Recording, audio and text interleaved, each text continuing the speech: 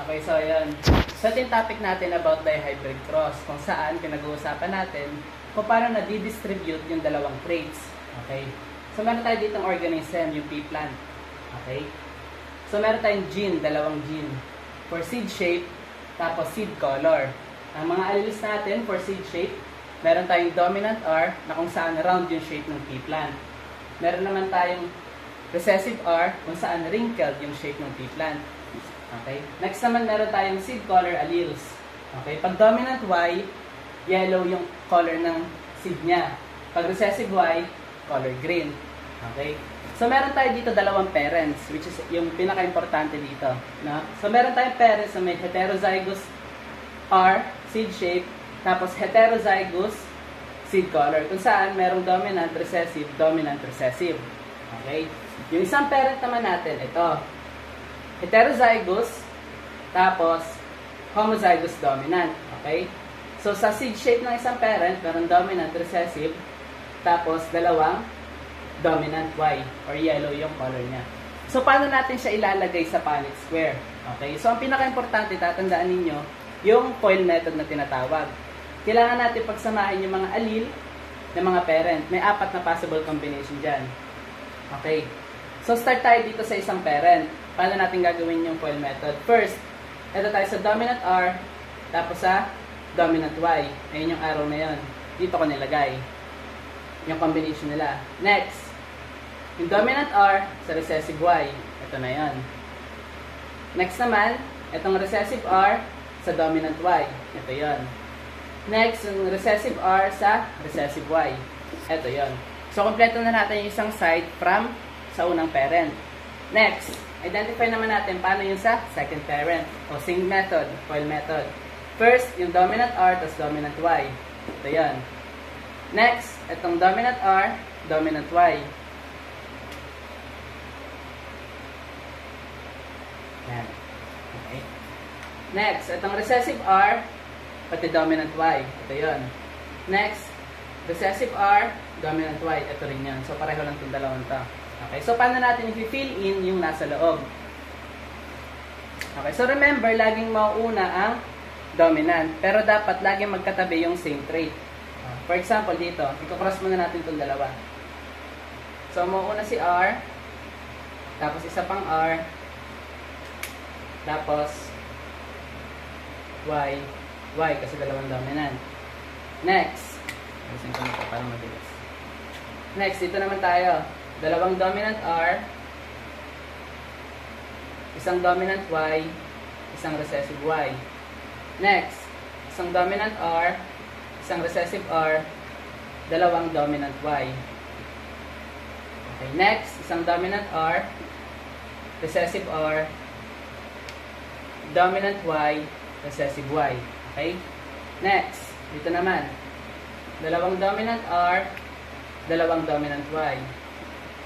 Next, dalawang dominant R, ito, isang dominant Y, isang recessive Y. Next, isang dominant R, isang recessive R. Tapos, dalawang dominant Y ulit. Next, isang dominant R, tapos isang recessive R, dominant Y, recessive Y. Next, dominant R, recessive R, dominant Y, dominant Y. Next, dito naman, dominant R, recessive Y, dominant Y, recessive Y. Next, dalawang recessive R, tapos dalawang dominant Y. Next, dalawang recessive R, isang dominant Y, isang recessive Y. Tapos sa last column, meron tayong dominant R, recessive R, dominant Y, dominant Y. Next, dominant R, recessive Y, recessive R, dominant Y, recessive Y. Next, dalawang recessive R, dalawang dominant Y. At lastly, meron tayong dalawang recessive R, isang dominant Y, isang dominant Y. So, kompleto na natin yung nasa loob ng Punnett square. Next, identify natin sa genotypic ratio. So, sa genotypic ratio, we need to count the genotypes inside the Punnett square, kung saan nabuo yung mga combinations. Okay? So, ito lahat yan. So, there are 16. So, ang gagawin dito, kailangan natin pagsamahin yung mga similar or bilangin ko isa-isa. Okay? So, ang gagawin ko is bibilangin ko isa-isa yung mga possible na magkakapareho. Okay? So, start tayo dito. Dalawang dominant R, dalawang dominant Y. So, ano yung mga kapareho niya dyan? So, tingnan natin. Okay, so ito yung kapareho lang niya. Meron pa ba dyan? Okay, wala na. So, sa genotypic R, meron tayong dalawang RR, dalawang dominant R, dalawang dominant Y combination. Next. So, naman, dito tayo. So, may dalawang dominant R, tapos heterozygous Y. So, ito, ano pa ba? Meron pa? Okay, mukhang wala na. So, meron tayong dalawang, may double dominant R, tapos heterozygous Y. Okay, next. Ito naman tayo. Heterozygous R, tapos heterozygous Y. Heterozygous R, heterozygous 1, 2, 3, 3. Okay, hindi pala ito kasama.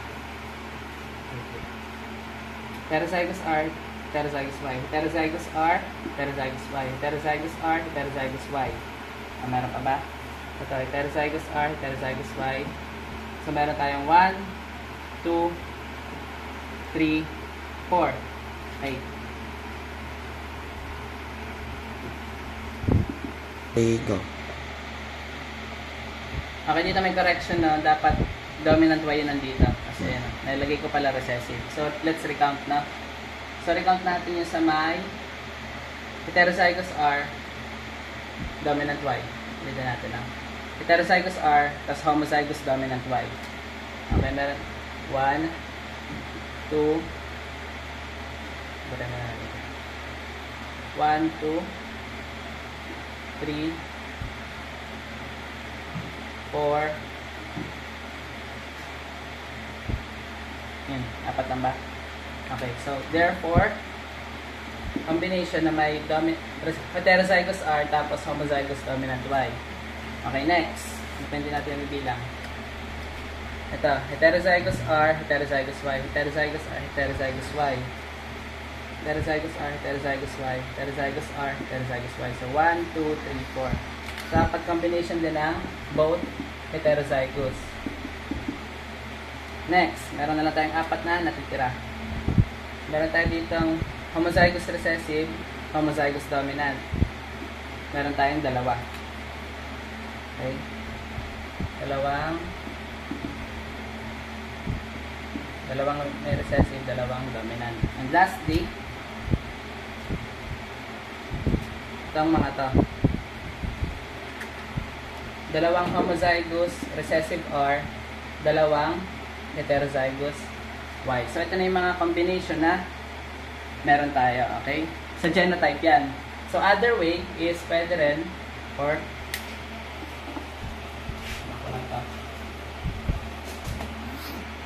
ilang minutes na? 9. Tagal lang. So, another way is to identify kung ano yung mga may possible dyan na pareho ng appearance or yung phenotype, okay? So, ang pinaka-tip lang dito is to identify yung mga dominant alleles nila, okay? So, mga pwede mag-possible dito, pareho, ang phenotype nila is itong dalawang to. Ito. Tapos ito. Okay, so pagsasamahin lang natin yan. So, meron tayong 4, tapos enclose nyo lang kung ano yung dalawang sama ninyo. Next, 8. Dito. RR. Tapos, 4 ulit dito. Na.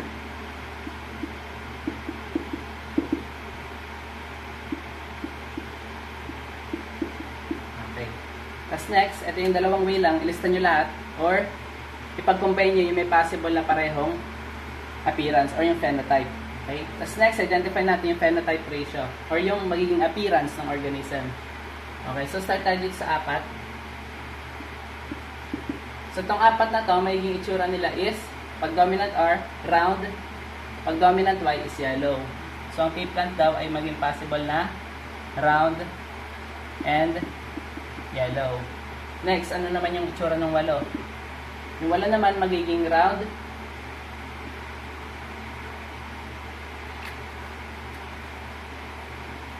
magiging round and yellow din. Kasi itong isa is magiging wrinkled yellow. Dahil dominant R, ay recessive R yung meron sila. Wrinkled and yellow. So mapapansin nyo, meron pareho dyan. Itong dalawa. No, so pagsamahin nyo na lang din yan. So 8 plus 4. 8 plus 4 is 12. Okay? Yan. So, ayun na yun. Ganyan lang kinocomplete ang sa dihybrid cross.